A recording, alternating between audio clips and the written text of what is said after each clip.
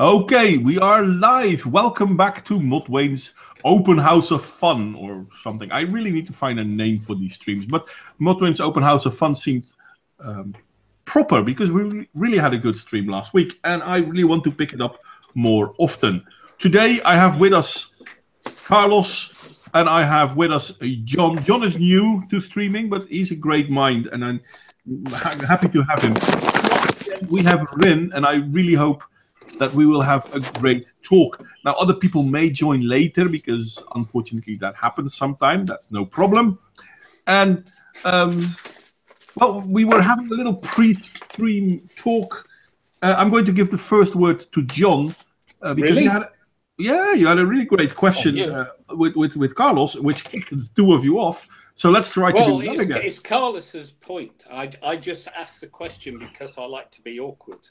But questions are easily, if not more so, important than the answer. Absolutely. Therefore, the floor is yours. Mine? Uh-huh. Yeah. I can't remember that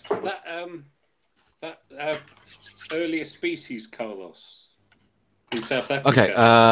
We were talking about. Yeah, we were talking about the concept of deities, and we talked about how certain theists, when you ask them a question of proving God or whatever, we started off basically with this. I saw a tweet where someone, I've even thought someone said it may have been a Frank Zappa quote or something. Basically, is a deity that a universe that has a deity that leaves no evidence of its presence is the same as a universe without a deity. Basically the same type of thing. And then we talked about, we sort of discussed ourselves, but theists say that the deity or the God or whatever is outside of time and the universe. And we were saying, okay, but how would it interact with us? And I brought up the point. Yes, but there was a species. I started off mysteriously, that physically buried their dead. They lived about 200 up until about 260,000 years ago, and they were 1.5 meters tall, and their brain capacity was only 500 cc's, cubic centimeters in volume. Bit bigger than modern chimpanzees. Yeah, a little bit bigger than modern chimpanzees. And they have a hippocampus, the speech part of the brain, which is developed enough that they may have even talked. And they are Homo naledi. But in all fairness, brain size doesn't really mean anything. Because of this exactly. Chimpanzees don't. We haven't seen any evidence of them actually bury their dead. Mm-hmm. They leave them, and then there's a hominin, a bit bigger than they are in physical size, but in brain capacity, volume-wise, only slightly bigger. Ours is 1.3 liters, more or less. It's average can go from 1.2 to 1. If you look at how do you call them? Walrus? No, not walrus. Walvissen. What's the English word for walvish? Whales. Whales. Thank you. Whales. Yeah. No, not Welsh. Whales. Whales. Yeah, whales. They have cetaceans. Yes, they have a huge brain. Huge. But that is proportional to their size. Mm. Yeah, that is true. We, us and the whales, and the cetaceans, includes dolphins, have proportionally the largest brains per body mass in the animal kingdom.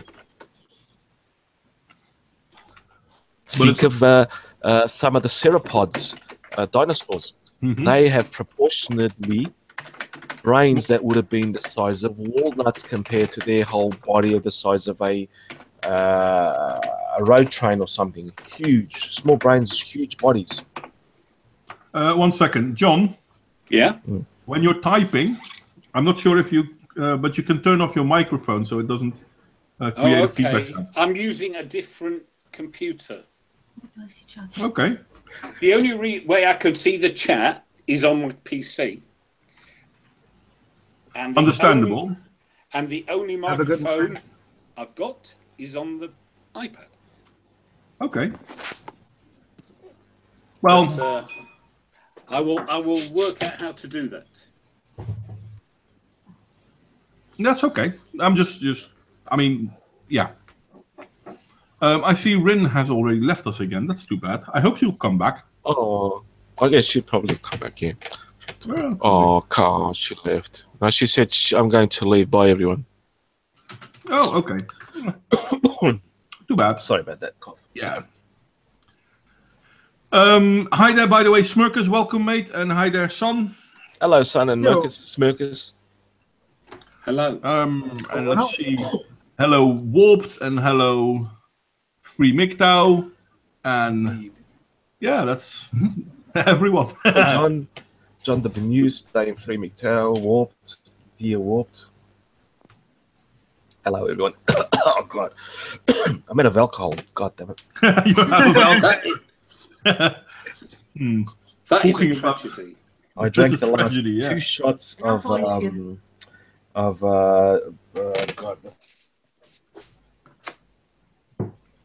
Yeah, I'm sorry, mate. I can't help you there. It's okay because I have to get up early tomorrow, and I can't drink too much, so I limited. But it was 1 shot and a half of the Jameson, 1 shot and a half of the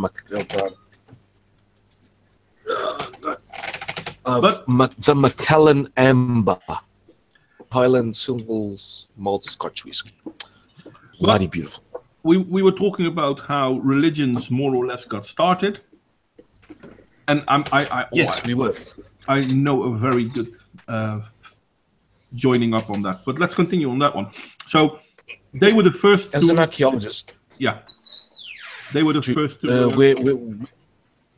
Go on, sorry. It was the first evidence that we have of a hominin performing an act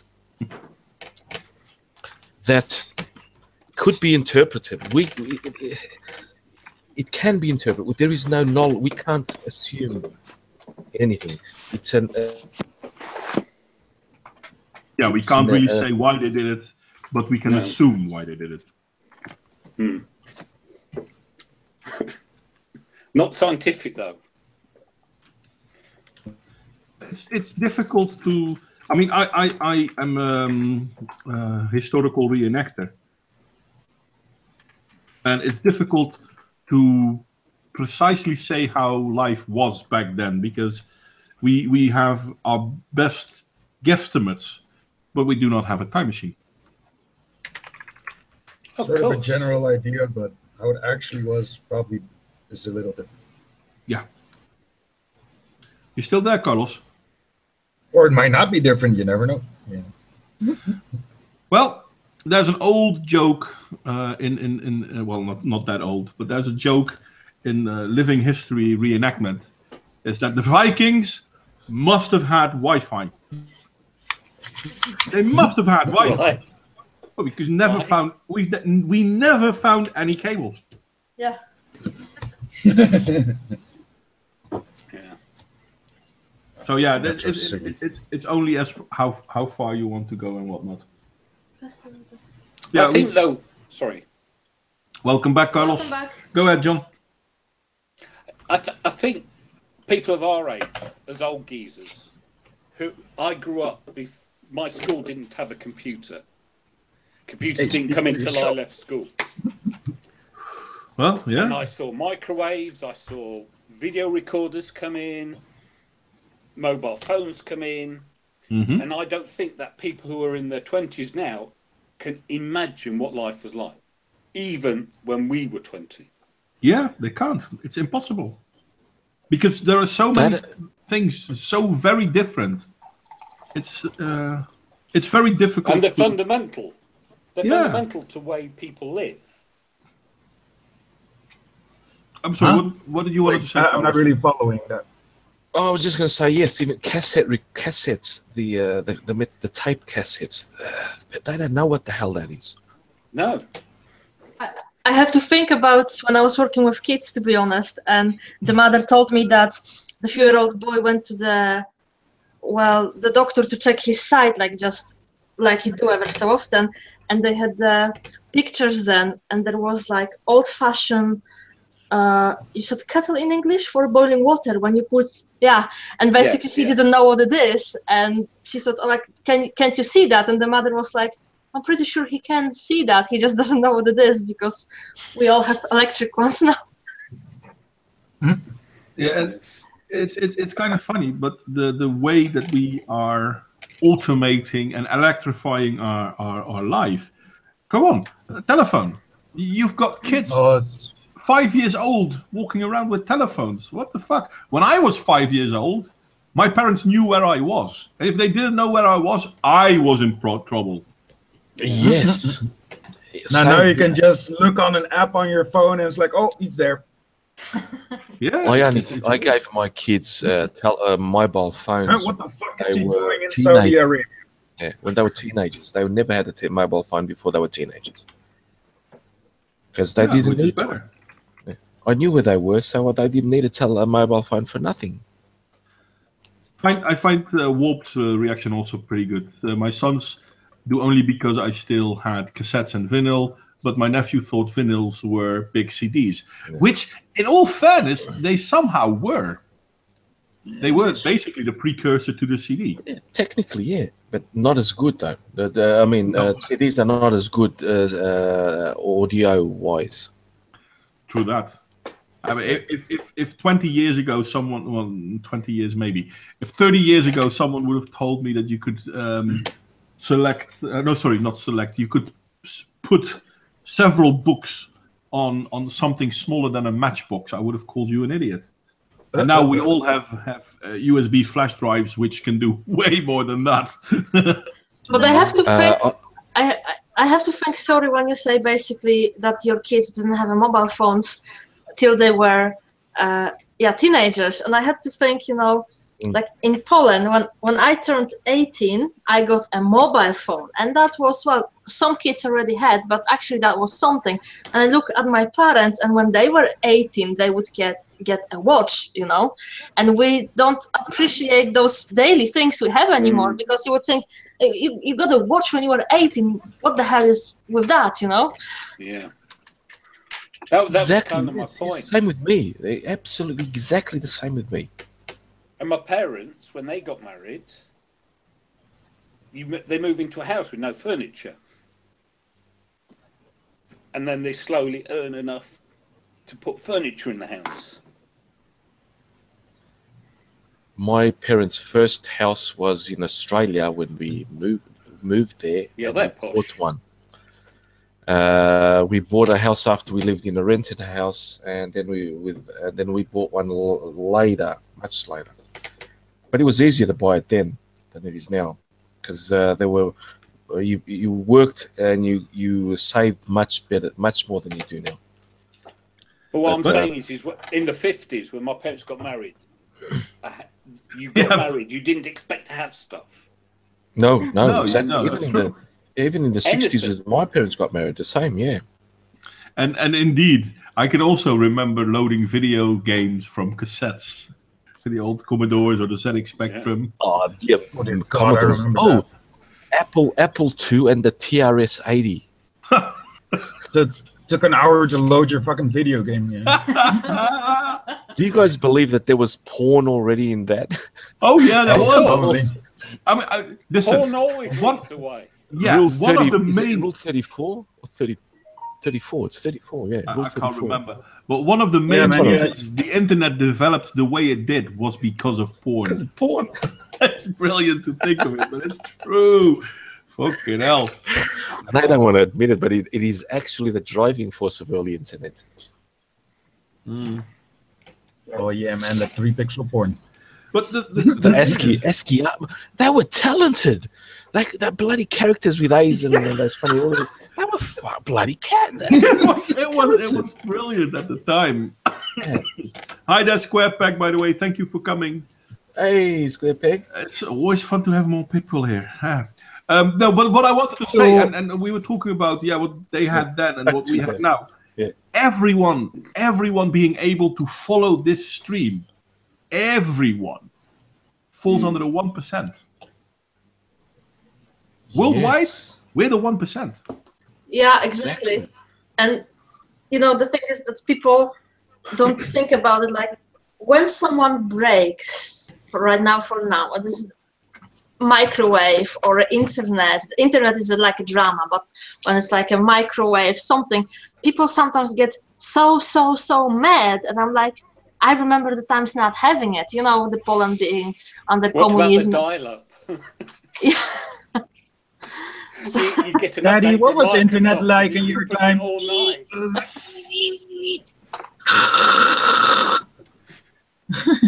Do you ever ring Have to wait half an hour before you're online. Or a modem by mistake? Yep. Oh, bloody hell. That was man. times. If somebody wanted to make a call, I used one of those.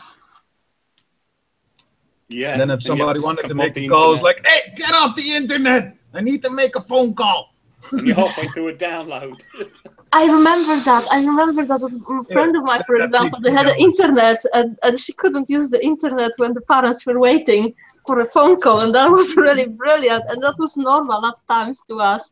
But I also think like John, you said that your parents, for example, they moved in a house without furniture. And I see that more and more young people in Poland, they now think that first they have to have certain things, and then they can think if they can have a family. And the generation of my parents and my grandparents in Poland, because of a communistic time, basically were like signed up, and you would wait half year or a year to buy a fridge or a car. After you wait, Yeah, that's my fault. Once, go on. Okay, so they would like, it's not like you go, you save some money and you go to buy a fridge. No, you can have all the money you want. You have to be on a waiting list, and a few months later, you are happy you got a fridge and you are proud. And with nearly all of it like that, and people were really happy because they knew they will get it eventually, but they had to wait for it. There was no such a thing as go and buy a car back then. You had to wait for a car. And you only had the Trabant. Yes. There were other ones. It wasn't only the Trabant, but I had to make that joke, man. But yeah, who am I? I once spent 90. No, let me see. 90 well, Portuguese currency before the euro. It would be equivalent of. Hang on, I've got to. Nearly about 300 euros in 1 month on dial-up. My mother almost killed me. And the same as kid with porno lines back. Way back when. But look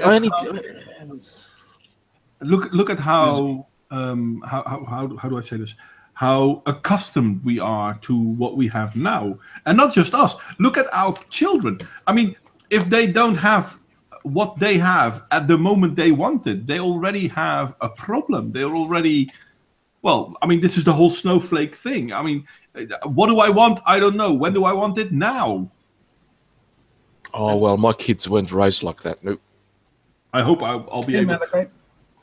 I hope we'll be able. Sorry, my son and me to raise our son different than that. You just don't give them when they ask for it, but you give them when they deserve it, and you will see they will love you. Oh man! Hey, Malachi, that's what my parents did to me. Yeah. No, here's a stick. Go dig a hole or something. Yeah, but I don't see myself. Maybe the world will change even more, but I don't see myself giving my son a mobile phone till he's at least a year or 15. What the fuck do you need a mobile phone for? Either you tell me where you are or you're not leaving. Exactly. I think part of it is like what I had the test when I was working as au pair, that nowadays we are also some really nearly attacked of, everyone is telling you how your child is constantly in danger. from the very beginning, because you have to have a corner protectors, and then there are predators on every corner. And a lot of parents seemed to me think it's like a safety issue, like, so you can call me or the police whenever you have to. But I'm like, okay, but everyone who's a little bit smart, like with a half of a brain, if they kidnap your child, is taking away their belongings and a mobile phone. But the parents still think the children are safer, or it seemed that way. Yeah, what happened to good old natural selection?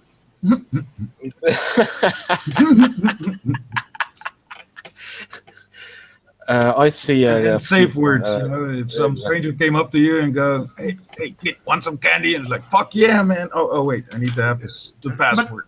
But that's the same thing.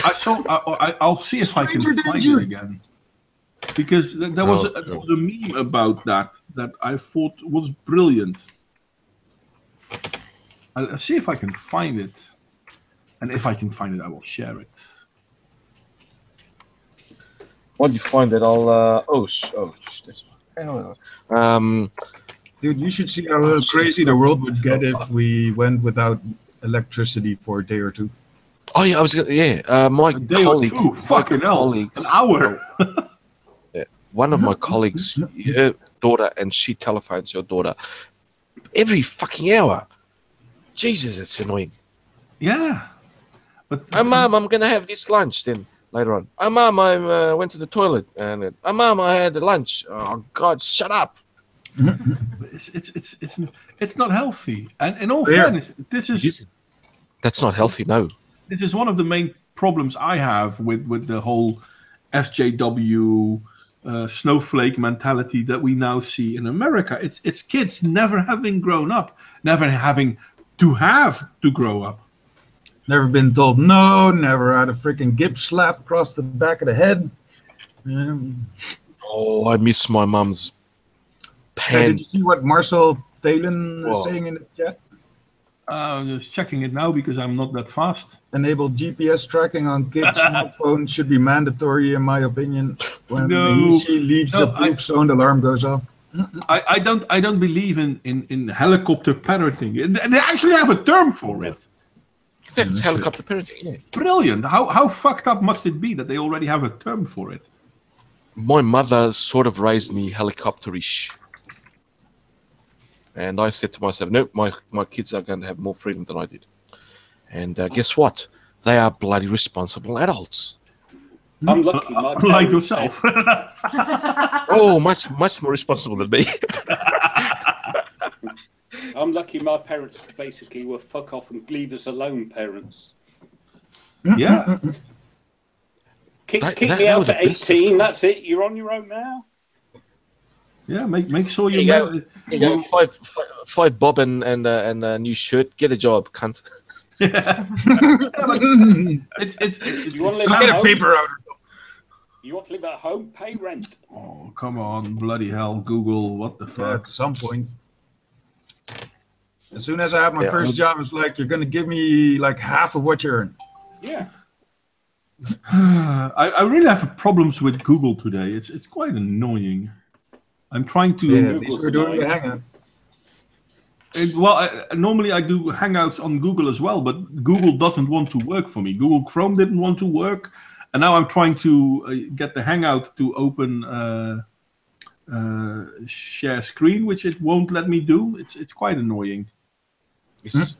Can someone please share this image?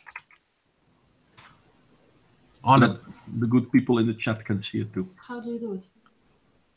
I can't see it. Oh, did you post it on? Oh yes, I got it. I'll post it. No, I've got it. Smirkus is already sharing it, and I am broadcasting Smirkus. So there we have it. If you remember this fan, you had an awesome childhood. If you remember this fan, not so much. I got in a tiny little window. Yeah, but to me, this says it all. I mean, when I was a kid, of course I knew the mystery van. Of course I knew blah blah blah. But of course I also knew don't go into cars with strangers. free candy. That's amazing. Let's go. Not gonna happen. And yeah, Square, what you're saying, I wasn't a copter parent, but they had to be home at 3:30, which is perfectly fine because they were allowed to go outside and then they come back. You make appointments, you make agreements with each other, which is basically, to me, I think how it should be. You have to be able to tell your kids, okay, this is what I want, this is what I don't want, make sure it happens right. Yeah, but that's how you teach them responsibility as well. And nowadays, I see also with children that they will make certain appointments, and when children don't keep up, there often is no consequences following. And this is when I was working, for example, with the kids, I often got accused that I'm consequenced because I don't love those kids, so therefore it's easy for me. And I'm like, look, I'm not saying it's easy on the mother, but I'm not saying, I know it's difficult, I understand that, but it's not supposed to be easy. And it's really like, you know, I could have coffee and a piece of cake and they were fine, but I actually saw they needed my guidance and explaining things. So I am not the parents of your kid, I never drink hot coffee how I like it because I'm spending time with your kid to explain and discipline when necessary. So don't tell me it's because I don't love your kids, because, well, then I would actually sit back and relax, and as long as you just don't kill yourself. There's something. Why do you have to love their kids? Why don't the parents love their kids, their own kids? That is something which is it's increasingly well, not increasingly. I've seen that for a long time, but it annoys me. And I worked at a school. I was a sort of a handyman at the school, and I knew how the kids were bloody. They were brats. They were spoilt brats, and the parents expected me to replace them basically, and I never did it. Fuck them. I did. I was friends with many of them, which I saw, but other ones where I saw complete brats. Fuck them. Yeah, as my job is, I work in psychiatry as a social therapist, and I try to educate children and pedagogically make them more mature and whatnot. So yeah, I'm not their parent, but at the same time, I do try to adjust their behavior because I want them to have a good life, and to have a good life, you need to have adjusted behavior, funny as that seems. But then you have sometimes parents like, yeah, he's not your kid. And I'm like, for fuck's sake, I work in a psychiatric hospital and you're telling me I can't tell your kid what to do because he's not my kid. No, he's your kid. Why the fuck is he with me? But yes, you are that. I wasn't. Of course, yeah, exactly. No, indeed. So it's a difference of position. I mean, yeah, a teacher doesn't have to have that position. A parent should have that position. And if the parent doesn't have that position, I'm called in. Yeah, okay, fair enough. Well, I was basically monitor to not let them get out of the school, and then I'd have to monitor the outside of the buildings that they didn't break, fight, and do shit. When I was accused of, usually is that because they're not my children, it's very easy for me to be consequent. And once you have your own kid, you will see. And you know what? I'm making a mistake, but the moments I think when I'm not consequent are not the moments when I'm saying like, oh, poor little fella. No, it's just that sometimes situations get chaotic and I don't see that I'm not consequent, and then I try to correct myself next time. But I go from the point I will be consequent with you, and I don't care if you cry, because trust me, adult life will give you way more reasons and more terrible reasons to cry, and this is where your education starts to cope with it. And I don't see often parents doing that. They often say, well, he's still young, he needs to learn. And as my husband pointed out very well once to someone, was like, how the hell he's supposed to learn if you're not teaching him? And that's basically boils down to this one. I know why I'm being sometimes harsh on my son, and he's only 2. But I know why I'm doing that, and it's not always easy, but I'm still going to do it, because it's not going to make it easier to wait till he's 5 and then be consequent. It almost sounds like having a dog, to be honest. You also have to be very consequent with dogs. But that's true, though, actually.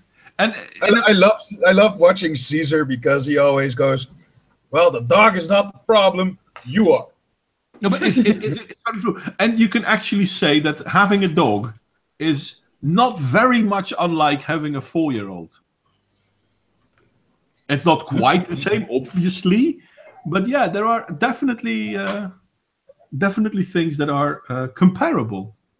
And you have to be consequent, because the more consequent you are, the more the kid knows what is expected of him, and the more he can adjust to that. Yeah. But it's kind of funny because, and this is my pet peeve, everyone knows I hate feminism. This is in the 60s how society got destroyed. Parents weren't responsible for their kids anymore, or they shouldn't have to be responsible for their kids anymore. And with that, we saw an increase of bad behavior, really. I mean, I've been working in social healthcare and psychiatry for the longest time. I'm sorry, but being consequent and being clear with your kid, yes, it'll negate at least 3/4 of all the problems they will have. And yes, I agree, Marcel, a 4-year-old won't bite you if you treat it wrong. But at the same time, and you know what I'm going to say is true, your dog doesn't bite you either because you don't treat him wrong. I see 4-year-old biting. Marcel, speak for yourself. My kids used to bite. I'm joking. I had to make a joke. That's what I said too. Well, you never know. They might. You never know. At least you don't have to get a tetanus shot after a 4-year-old bites you. Oh, that's true. Yes. Well.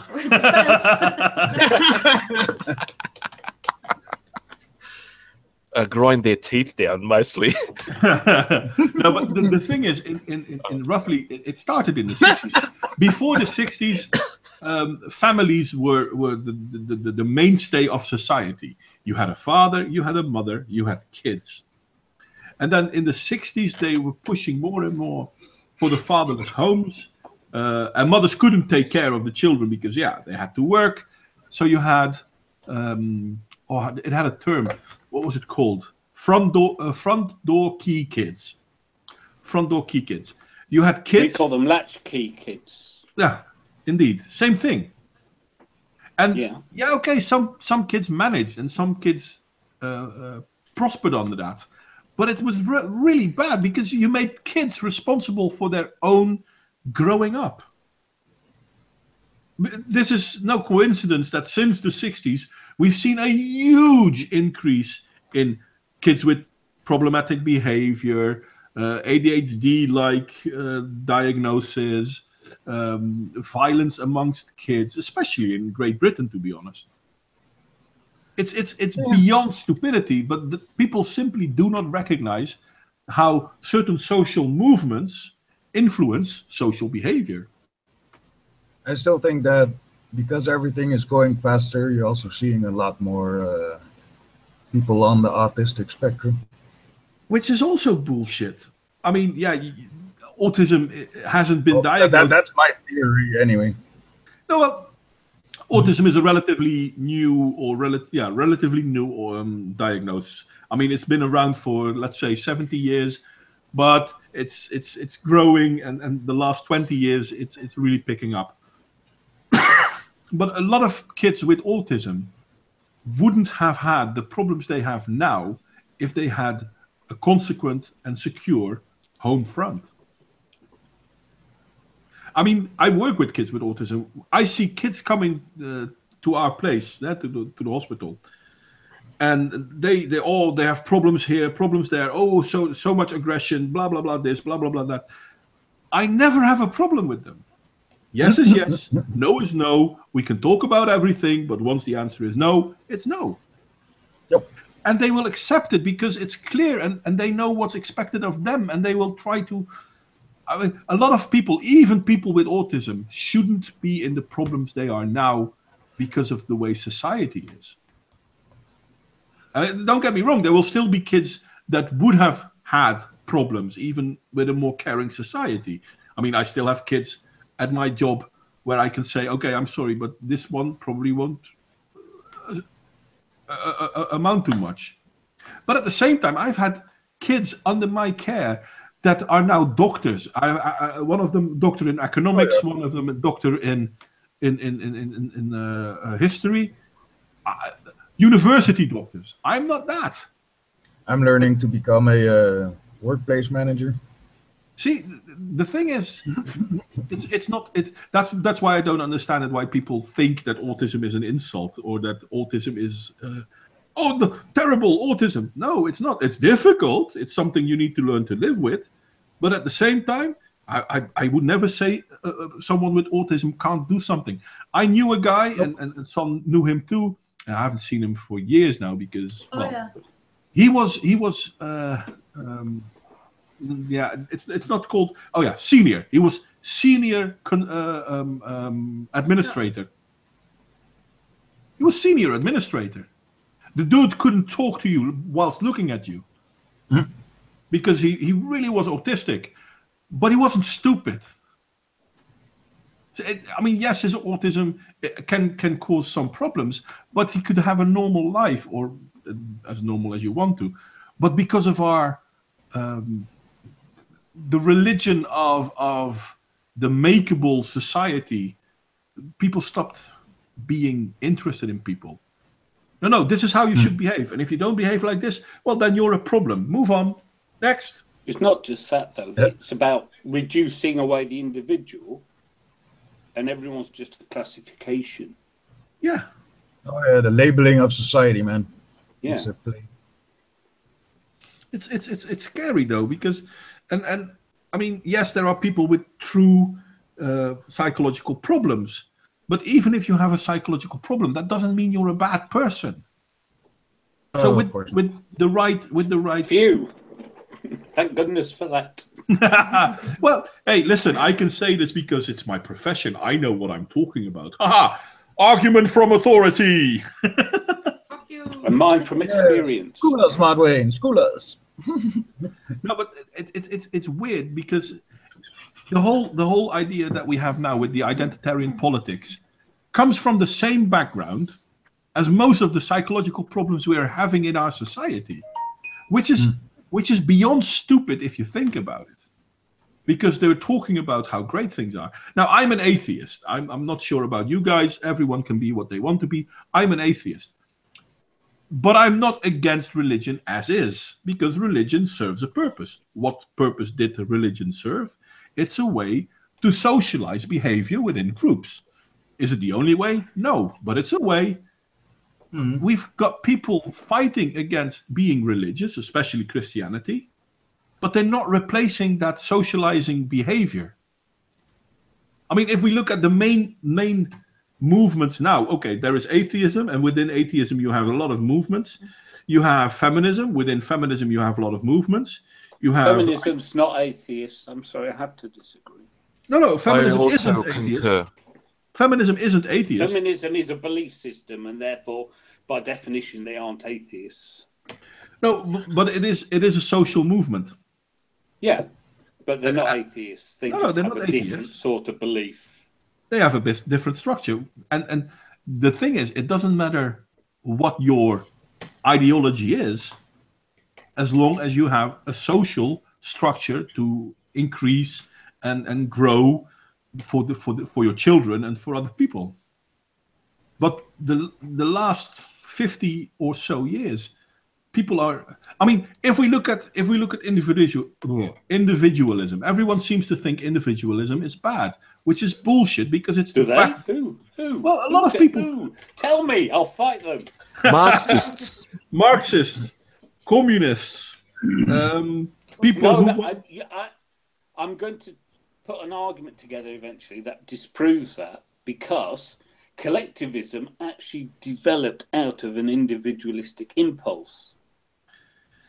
But because it does. Because the precursor of communism, if you read the Communist Manifesto, which I happened to find in the loft the other day, they talk about stripping them of their ability to work for themselves, which comes from the old artisans, the weavers and what have you, who were The Masons. suddenly Well, the people whose The Freemasons. ability to work and to live for themselves and to produce their own profits that they would then be motivated to work for was stripped by industrialization. And it's industrialization, not capitalism, which is the actual problem, because it was the mass production which just made it impossible to compete. And people were reduced to absolute poverty. For a period, yeah. Yeah. And so as individuals, collectivism originally was about individuals getting together to look after each other. Unfortunately, what happened was then it got flipped on its head to become the polar opposite of then you must conform. Which basically says you're no longer allowed to be an individual. Exactly. But its actual root, its actual cause was to protect the individuals and their right to produce for themselves. And it is this utter irony of the fact that there's a dichotomy between the collective and the individual. We're a social species. No one does anything alone. Which is true, but there's a big difference between being one in a group and collective authoritarianism. Yes, but the problem is that process took 70 years. And we don't see that it took 70 years. I think it even took longer than that. Yeah, but you see what I'm saying? It's like we look at, I mean, we've just passed the 100th anniversary of the October Revolution last week. Yeah. Yes. And that marked a significant watershed because the Bolsheviks had a particular flavour of Marxism. Yeah. Yeah, and because Stalinism was then a further corruption of that. And Trotsky was vehemently opposed.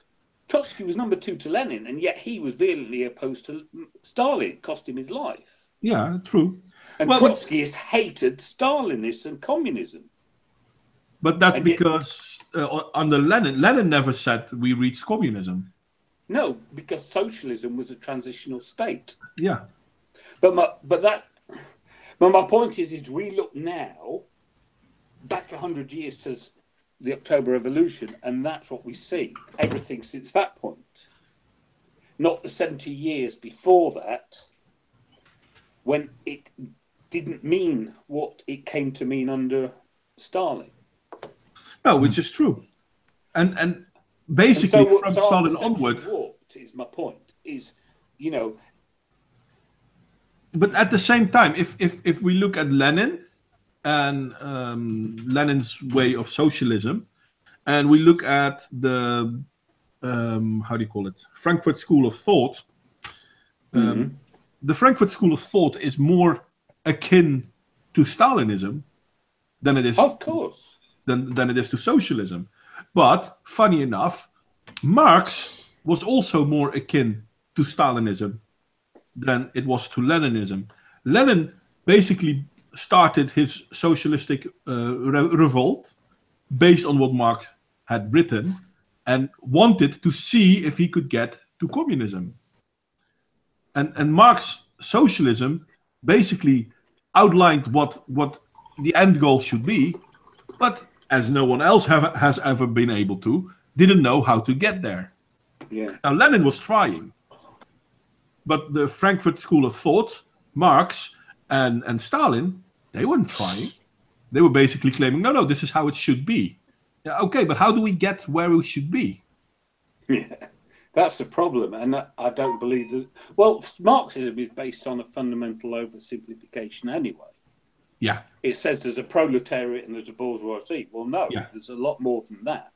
Which is why Lenin didn't go into communism, because he recognized that, okay, the concept is nice, but it's not workable.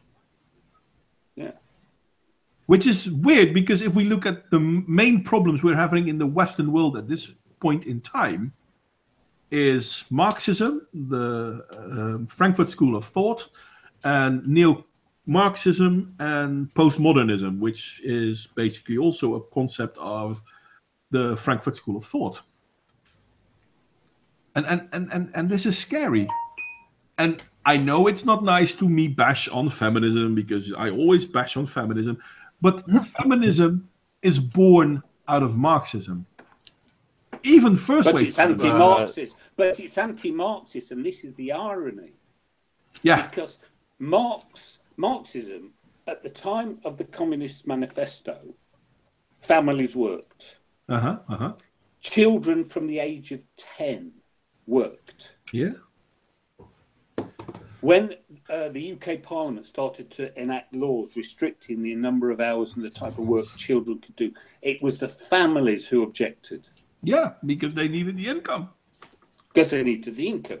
So at that time, a worker was anyone.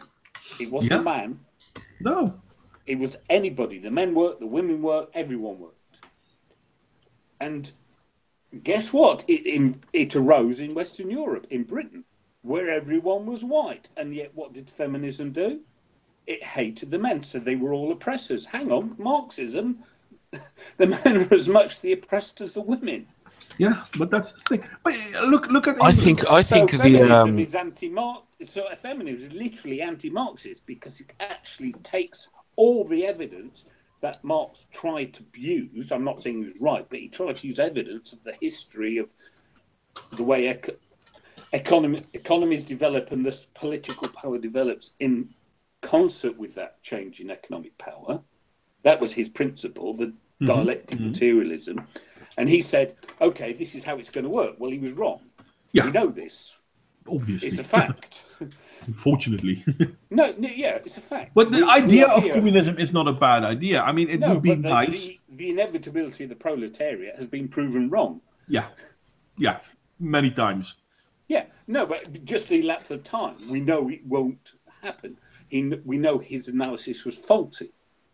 But feminism cannot be Marxist because it negates the very logic Marx was using.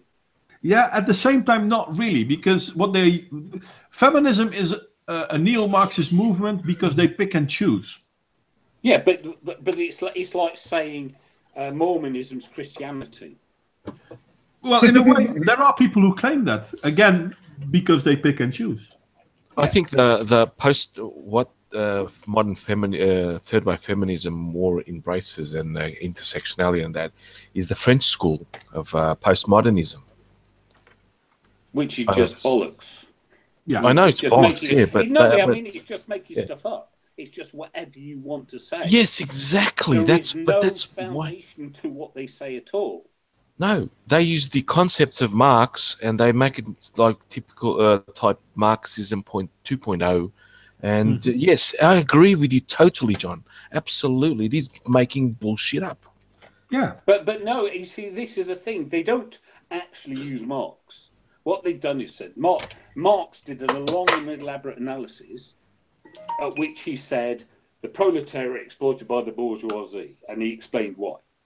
And the feminists said, no, it's women by men. Zero analysis, zero proof, zero correlation to reality. I don't know enough about that, so I know I saw a few videos this week. That's all my knowledge. So I apologize for being complete ignoramus on this. I'm goddamn it. Which one, on feminism or Marxism? On postmodernism, Sargon made one, and a few others who I can't remember who else. Can I recommend King Crocoduck? I know him. I follow him. I don't know why I don't get. He did a video a few months ago, an absolutely brilliant one on Lysenkoism. Yeah, that was a good one. I'm sure. I follow. I am sub to King Crocoduck, but I don't. I've been unfollowed by so many people. God damn it. But the thing is... anyway, I have to go to bed, guys. Tomorrow I got to get up really early. I am so on it again. Next week, Modwain? I'll try to be there next week again. I know that Raven's making one that probably next week. So just coordinate between you two guys because I love both of you. God damn it. But if you want to find out about postmodernism... no, please, John. God, please. I know enough. I know the minimum I'm just saying, to give me a headache. Duck's video, on the I will- Science I will Wars watch- episode 1.1 on Sandra Harding. That is literally the start of. He explains it brilliantly, and it's short. Cool. So it's just. Yeah. I've just opened up the Wikipedia intro shit about it, and just already gave me a headache just watching what they were saying. God.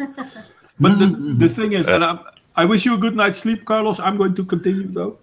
It's I have to get up to a bit early tomorrow because me and my dad were going to the hospital. He has to do a regular checkup on his diabetic foot. It's getting better. I'm I good. know he's improving. I honestly say I can say he's improving, but it takes a hell of a long time. Yeah. And we are patient. We don't want to rush it. We want to, and in not getting an operation, it would be much worse. So, getting an operation at his age, he's 84. So, and but he's going well. So there's no rush. There's nothing dramatic. No, just a regular checkup. See how it's going. It's getting smaller every day. And basically, so I have to get up early because it's a 1 hour 45 minutes drive to the hospital. Oh. So yeah. Well, I hope you have a good day tomorrow. Yeah, good luck. Oh, I will. I'll be on the afternoon. I'll be on Twitter. So while I'm waiting to get into I'm always on Twitter. Yeah, posting. I don't spend that much time on Twitter anymore. You usually find me on Minds. But I have to have Twitter because. Yeah, I have to have Twitter because it's my therapy. Yeah, Twitter is my therapy. It cured me, or it did not let me have a really bad depression because the fucking humor that I find of idiots is what helps me. Honestly, and then I found you guys, which are my support, my friendship, and shit. Of course, man. Yeah. So. Good night, everyone, and have fun. See you tomorrow. Good night and good luck. Good night, mate. See you later. Pleasure, an honor to meet you, John, mate. We're gonna have to talk more That'd be shit. nice. Yeah. Because archaeology, 98% of archaeologists are Marxists. Didn't you know? That is, a surprise. So, but they are the rational first generation type Marxists. They are not third postmodernist, post-construction. Not the insane ones. Yeah, the insane ones, exactly. See you guys. The pseudo-Marxists, I'll call them pseudo-Marxists. The no true Scotsman type Marxists. The Marxists who not only don't believe in no private property, but really like those vanilla lattes. Yeah. And iPhones. Don't forget about iPhones. And iPhones. See you guys. See you later, mate. See you later. But coming back on my where I feel feminism and neo-Marxism, I'm going to use neo-Marxism, overlap is where Marx was talking about the proletariat and the bourgeoisie. Feminism talks about women and men. Yeah. So that's true, but there's a fundamental difference, Modwain, in that at the time, in the 1840s, there was a problem with wage labour. I mean, wage labour and industrialisation were the problems that Marx was railing about. Well, but even on that, he wasn't really correct. I'm not saying he was correct. I'm just saying that's what he was railing about. Yeah, yes, he was. Okay, and so there was a problem. People lived in poverty and their lives were miserable. But what he called, what he saw as the problem, wasn't the cause. Maybe that's not what I'm saying. All I'm saying is that there were people who were suffering. True. And there was a clear division between them and the people who were profiting. Yeah. But funny enough... but with feminism, it's never been true. And that's the thing. Feminism created the idea of the patriarchy and created the idea of males as bourgeoisie and female as the but how does a homeless man in London oppress the Queen? Yeah, indeed. But then you start bringing reason into the debate, and this is something that doesn't fit. And this is something, in all fairness, this is something that Marx went wrong on as well. It's not Marxism and etc. that helped alleviate poverty. It's capitalism that helped alleviate poverty. And within capitalism, you already had social programs for the very poor. And Marx basically denied that.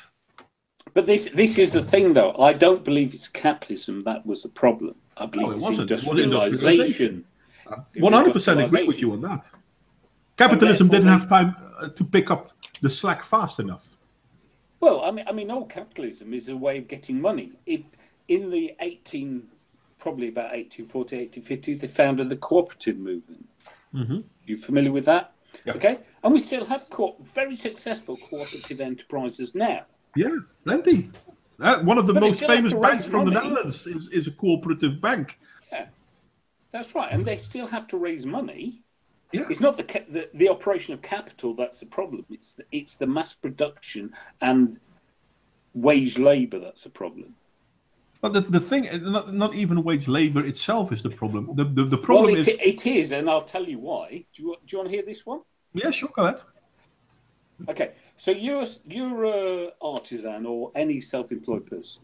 Mm-hmm. The more work you put in, the more you can earn. Depending on what you produce, but yeah, sure. No, yeah, but that's the principle. You work harder to earn more. When you're a wage labourer, you are paid for time, not output. True. So you get paid the maximum amount of money for zero effort.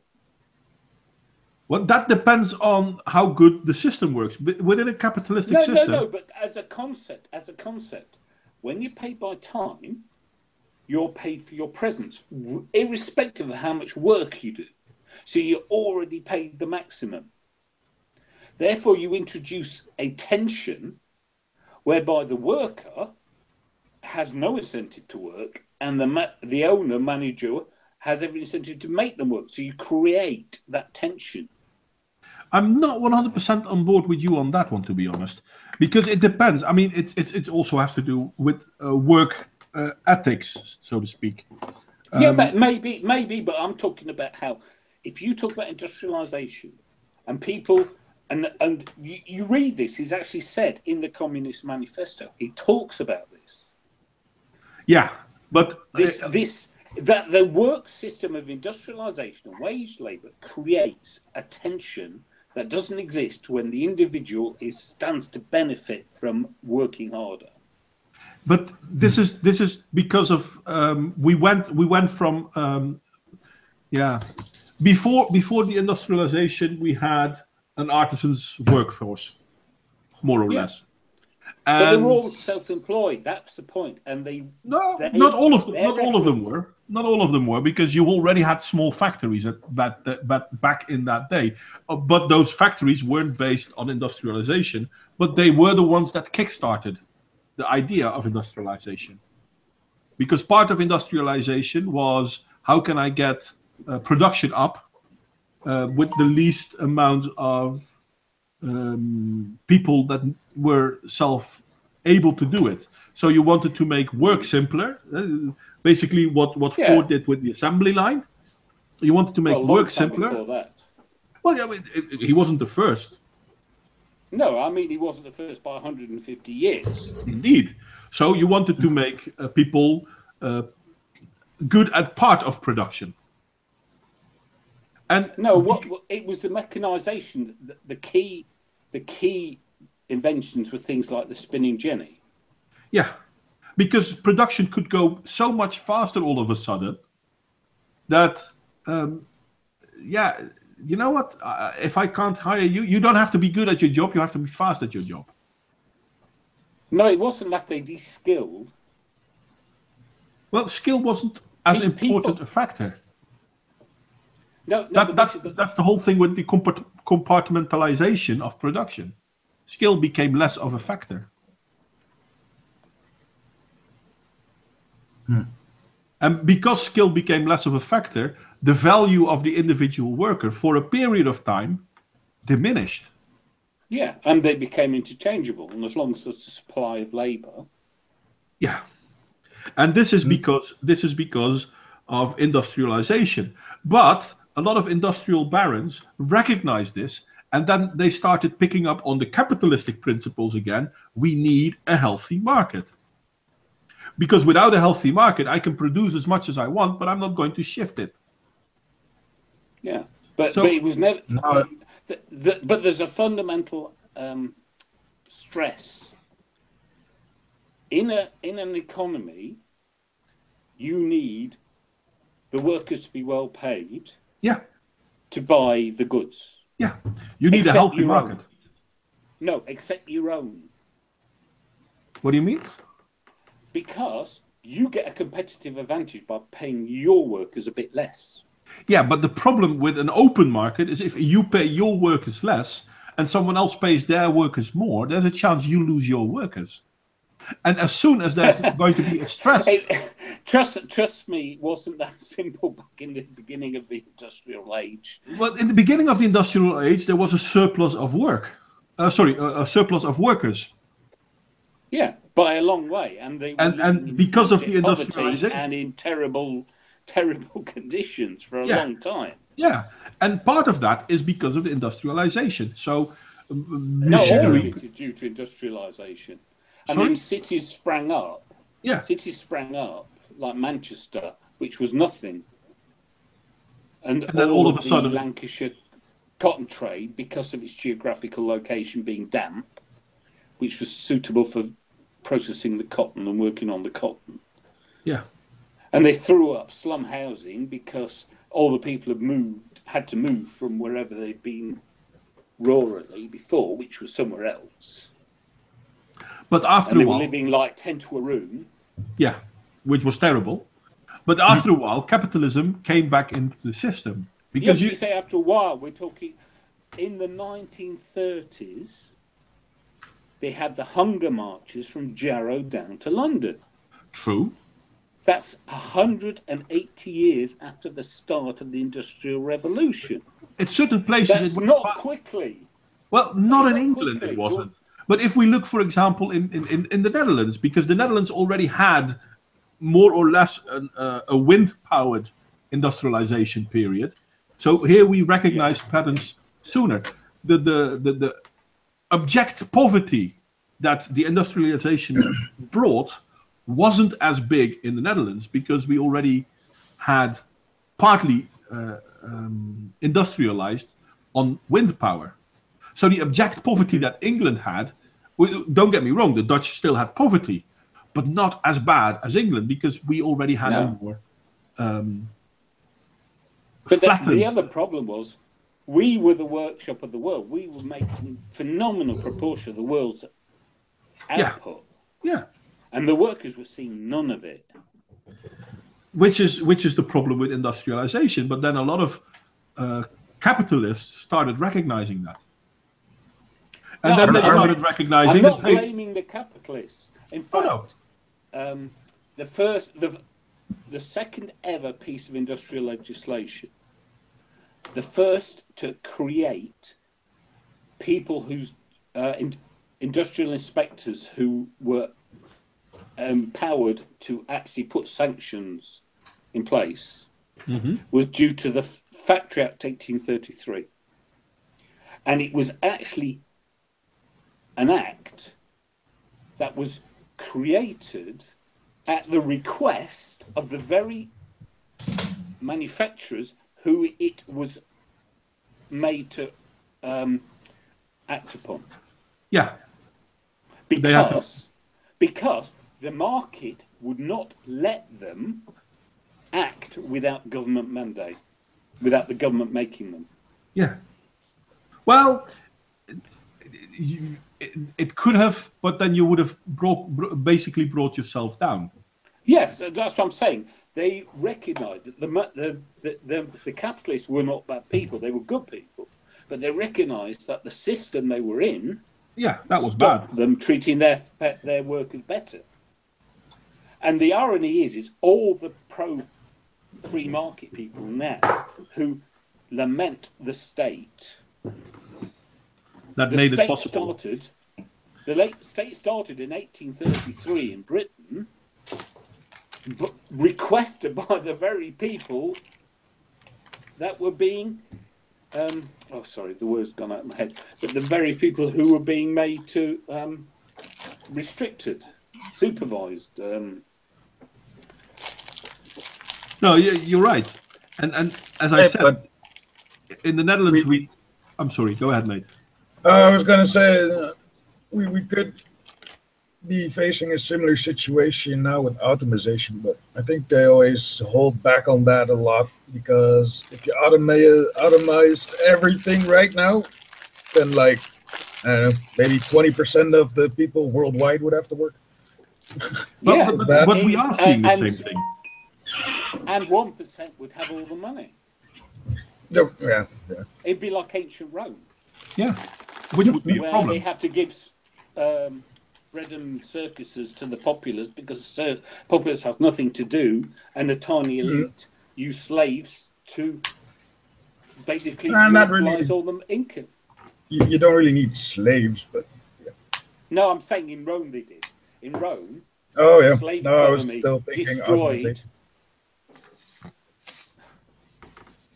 I was just doing an analogy. Mm-hmm. Yeah, you would have to definitely change pretty much how people think if you wanted to actually do full automation of everything. But actually, it's kind of funny, because if we look at the industrialization and now at the automation, as you said, Smirkers, which is basically the same problem. And again, capitalism lags behind, because everyone complains about the capitalistic world. But tell me this, which country is capitalistic? None. Indeed, none. Because social programs are the yin to the capitalist yang.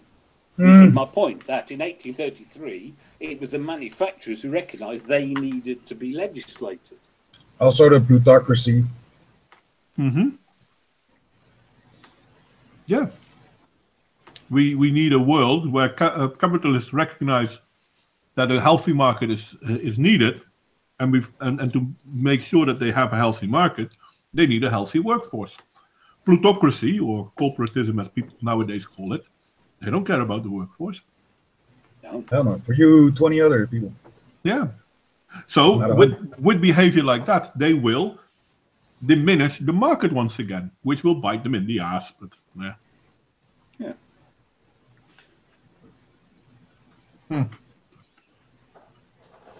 I am sorry. I need a fast bio break. I'll be right back. Yep. Oh my God, now we need to entertain the people.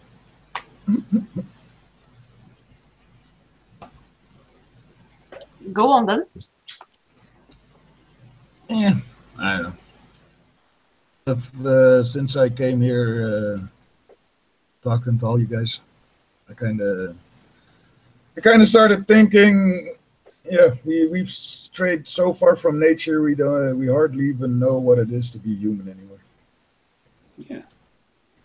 You know, so many kids grow up, they've never seen a wild, even a farm animal. Yeah, maybe in a petting zoo, but that's about it. Yeah, they think that the milk is coming out of the cardboard box, the carton, out of the box, and it's really terrible. A meat out of a polystyrene tray with some cling film over it. Oh, yeah. Yeah. I think they should teach bare essentials at school. I didn't hear that what you said. I think they should teach the bare essentials of nature and stuff to kids. Yeah. This is where this comes from. This is kind of what you need to know if shit ever hits the fan, because then you need to know how to hunt and gather and that kind of stuff. But I understood decades ago that if, like an apocalypse happened, I have zero skills. Yeah. I work on a computer. I've always worked on a computer. I have zero real-life skills. I'm useless.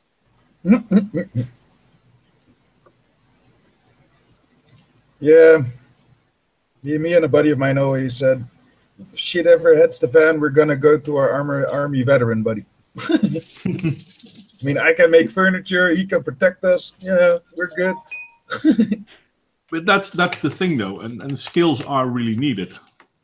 Which is... Yeah, like, you hear all these things about, there's too many people for these jobs, and like trade. You always need trade workers, you know. Yeah. You're always Which is gonna need a Well, in mason Britain- or a handyman. Can I just say something about Brexit there? Because I work for during Brexit, I worked for a construction company. Mhm. And so many of the workers, especially the carpenters and people, are Eastern European. Yeah. And Well, in Britain, they keep saying, we need more houses, we need more houses. Without the immigrants, we're not building any houses, let alone more. Which is a problem, in all fairness. At least a lot less houses. No, I mean, almost none. I mean, seriously, yeah. I mean... It seems that the trades are also not promoted at all. No. And these Like- guys, they come over, they are such hard workers, they're so great, and they have such a positive attitude because the people who come over are those kinds of go-getting people. Yep. Yeah, and there the country is still based on skill. Yep. But to be Yeah. honest, some time ago, to what you say, John, I do live in the Netherlands, but I tried to start some cooperation with temp agency in the Netherlands, and then they wouldn't have to work with a temp agency in Poland, but basically I could interview people from here because I speak Polish and I speak Dutch. And I started to do that because I hear that the guy was treating workers really fairly. And we need electricians, we needed also people who will finish up the houses, stuff like that. And I looked through the CV, and this is not to put, Polish people like we're the greatest or something, that's bullshit. But the thing is that I was looking, for example, and I'm lacking now vocabulary in English, I'm sorry, but I was looking for someone who can finish up basically the bathroom, for example, yeah? Mm-hmm. And the same word, which I'm not having it in English, but when I look through Dutch people who worked for like 10 or 15 years for that job, I'm really sorry, but really often they had opinion that they're really good and they could do way less than a Polish person working for that job for a 15 years. The Polish person just does freaking magic, and then the people are complaining that we want Polish people. And the other thing is that I had the feeling a few years ago that everyone wants to be a team leader, no one wants to have a job when they work with their hands, and then people are complaining that we need people from countries like Poland and Romania. But Dude, absolutely. we have such a lack. And the British are the same. We have such a lack of electricians and stuff that my buddy, a friend of mine, he got out of jail, and within a week he had a job 40 hours a week, better paid than when he went in. And they were all just like, but we'll just give you another chance. We don't care. If you can do the work, you're welcome here. Electricians is really something we need. I remember a few years ago because I asked that guy, okay, but can I also ask Dutch people for electricians, But because, you paid the same amount of money anyway, there was actually honest temp agency. And he said, yeah, you can, but the problem is we cannot find them. That's why we're no longer even looking. And I actually look for it. I actually put the information out there for people, also for Dutch people being able to, have a job interview, and the skills they had. I just didn't have really people from the Netherlands. Yep. And then the funny thing is that you have all these people complaining about all the immigrants that are taking our jobs, but you're too fucking lazy or unable to do it either. So what the hell are you even whining about? Stop whinging and learn a trade or something. I never forget when I was with my lovely husband at the party. I would often face the situation that people would tease me about immigrants from Poland, and they would sort of check if I would buy into that and get angry or whatever. If they were saying the truth, also negative truth, I would say that you're right, because then you're right. And I had basically a woman explaining to me that she is just worried that we all are going to take the jobs, and then you are welcome. You are the girlfriend of my friend, but yeah, of course, can you blame us that we are worried? And then she tells me her story, and she has audacity to tell me, you know, not even 10 minutes later, just in one, you know, with that one conversation, that she wanted to do a certain job. It didn't work out. She wanted to be a designer for cloth, but she wanted to work for her own. She didn't want. She could work for shops like CNA or something, but she didn't want to. Well, in my approach is, you work, you make a contact, you save up, you try to build up your business even 20 years later. But she didn't want to, and she didn't want to do any simple jobs. And she literally told me that it's like, but I'm not going to work in a factory. It's better than to just sit on my ass and stuff my face with chips. And I'm like, well, thank you. You see, the thing is that every day I'm waking up 5:30 and I'm biking 40 minutes. Doesn't matter if it's raining, on the weather is nice, or it's ice on the road. I'm biking to my work because I'm working at the place when I just cannot get the bus there. And we're actually hiring. So do you want some? But she didn't want to, you know, take this sort of a job. But she's telling me that I'm taking a job away from her now. Yeah. Yeah. And a lot of people, people like that, they don't realize that the highly successful people have failed like 100 million times before they actually get to the successful part. Yeah, you put in the hours, the years, the practice, the apprenticeship, the effort. It's like it takes at least 100 or 10,000 hours or something to become a master in a skill. I read somewhere. Yeah. Yeah, if someone makes something look easy, it's due to a lot of practice. Oh, yeah. That's where me and my mentor kind of clash sometimes, because I have a certain idea and I'm inexperienced, and he's telling me, no, it's going to work out like this, and that. And then I'm, of course, like, well, fuck that, I'm going to do my own thing. And then later, with my tail between my legs, I come back, you know, and be like, you were right. And then he goes, I told you so, you cunt. Yeah, but that's good. I taught him banter, so it's funny. But that's good because you're learning. But that's basically the difference between a master and an apprentice. A master has failed more than an apprentice even tried. Oh yeah, I think that's where the word masterpiece comes from, you know. Yeah, yep. I think we should, if we're talking about the whole usage of words and the video that I made about it and stuff, I think we should ban the word fail. Fail? Yeah, well, I'm not... No, I'd apply it to anything SJW and so forth. That's fail. But I don't mind calling something, you know, if I did something wrong, I failed at it. Yeah, okay, I failed. Well, it's just that so many people have such a negative connotation with failed, and failure is not really that bad. No, it's a learning process. Yeah, but we cannot or maybe we should just put emphasis on, well, okay, next time you do better, maybe. Or maybe the time after that, or the time after that. Yeah. Just keep on going. Eventually you'll get it. We cannot have positive approach to failure if we teach our children basically that they never failing. We're protecting our children from failing, and when they actually do, we also excuse them when they're failing. We don't criticize them. So a few years ago, I've listened with my lovely husband in a car. There was a psychologist saying that, and I don't know the numbers now, I can't remember, but basically he said, we've never had so many young people between age, I think it was 18 and 25, if I'm not mistaken, that would have actually a burnout. We've never had, I mean, yeah, there is, like, I don't know. Say that again?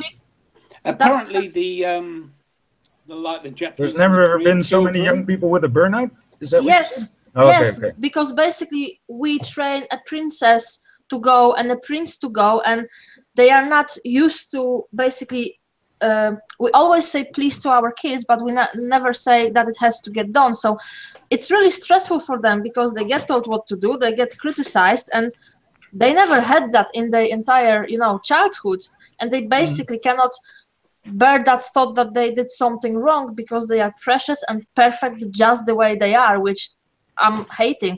And then they're not going to approach failure as like way of learning. I remember saying someone like, if you want to raise a winner, let your child lose first, because your child needs to stand up.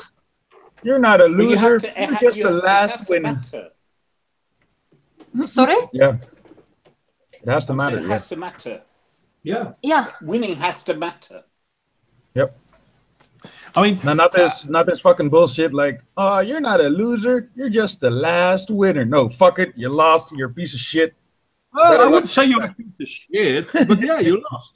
But yeah, that's the thing. But pain, losing has to hurt. That's evolutionary. Yes, because it how do you call it? That's how fear of heights got hardwired into our fucking brain.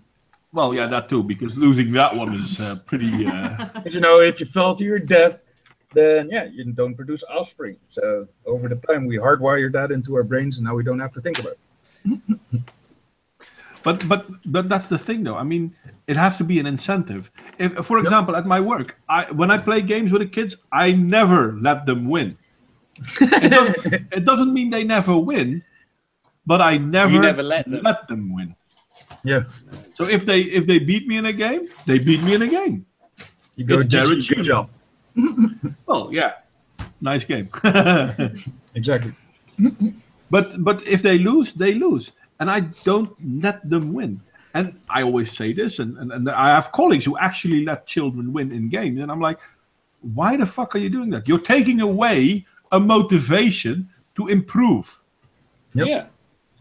And a learning experience. And a learning experience, indeed. Anyway, we've been having a good talk on this. That's kind of a problem. We don't learn how to learn. Well, Sorry, go ahead.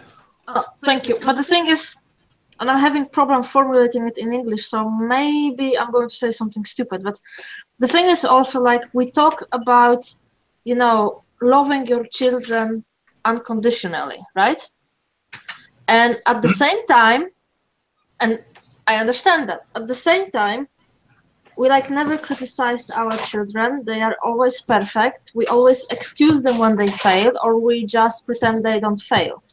But that's not loving them. But my question is also like, when you raised as a child, when you basically never got to hear that you really fucked up right now, and we have to fix that, and I'm going to help you, but yeah, you're going to work for that. So when the child never experiences that, okay, I really fucked up, and I need to fix that, but my parents will, you know, stand right next to me. Can you really say that the child has a feeling or actually experiences unconditional love? Because then when you, for example, are older and you really do something terrible, you might even not turn to your parents because you never learned, like, my parents were upset with me, but they still love me and they are there for me and they are guide me. I don't know if that makes sense to you guys. Yeah, it's not love. What? If you don't criticize, it's not love. I didn't follow that at all. Sorry. What I said. I know what Sonne said. Basically that we say love your children unconditionally, and if you don't criticize your children and show them when they really fuck up that you are upset with them, but then that's not love. That's my point. That isn't love. It's okay to be upset with your kids. What the fuck? That's sycophancy.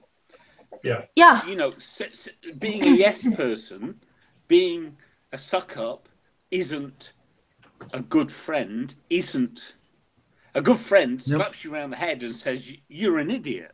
Yes. Yep.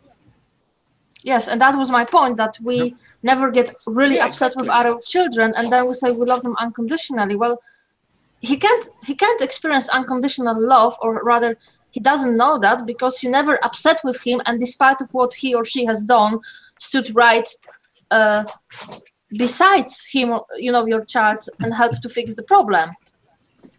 Because you always pretend. Because you always pretend it's not that bad, or it's not bad at all. Kind of reminds me of this Bill Burr joke. Playing catch with his kid, just talking about life and stuff. And go like, well, you know, I want you to feel like you can come to me with anything. You know, if you killed a guy later on in your life, I want you to be able to come to me, tell me, but will I go to jail? Of course I'm going to send you to jail. Are you nuts? This ain't Dexter. But I want you to come to me if you do that, you know. That you can come to me with anything. And we'll have this. I have that with my parents. I told them about all the drugs that I've used over in my life. And we have a nice discussion about it and be responsible and blah, blah, blah. You know, the whole shtick about drugs. But they were always like, well, you're going to hit the wall eventually. So maybe you'll just have to experience it. Think smokers is there's legal drugs and illegal drugs. And we have this distinction. We have this distinction. It's very arbitrary. I was a major. I'm enjoying. I was a major pothead, and that's condoned in the Netherlands. Oh yeah, sure. But there is something seriously wrong with our society if we don't want our children to grow up, and we do feel that we should cater to their misbehaviors. No. You have to correct, just like a dog. You have to correct the behaviors that you don't want to see. It reminds me of the South Park episode with the dog. Yeah, I know, right? Yeah. Great one. You're echoing, son. Yeah, that's because my microphone is turned on. I didn't turn it off on time. Yeah, that was a hilarious episode. Anyway, considering I'm having some issues with my computer, which I don't really understand why, so I need to fix that. I think we're going to call it a little bit short. Normally... A little bit? Hey, it's Psycho! It's about half an hour short. Normally I would go on for like till... usually it's from for me, from 23:30 to 1:30. So it's like 2 hours. Yeah, so now we're going to... 2 o'clock, 2:30. Someone just joined. Yeah, I'm sorry that you just joined, mate. Hi there, by the way, Psycho. Why are you so late once again? Last week you came at the end as well. Yeah, Psycho, come join us in here for a change. Anyway, I'd love to have you on, John. I hope you come back. We had a great talk. Well, if people put up with me. Well, I do. I stream. You're lovely, so but you don't count. If you know what I mean. Man, it's always nice to have new people in. Yeah. It is. Anyway, I'm going to give you guys one more thing to say before we call it a night. I'm going to give John the first word, considering he's... Oh, crikey, I've got nothing in my head. Apart from beer. I've got beer in my head. Cheers. Cheers. Well, you could plug your VidMe thingy. Sorry? You could plug your VidMe... What, my channel? Yeah, if you want. You don't have to. No. Okay. No, I don't want. Fair enough. Smirkus, you want to say something?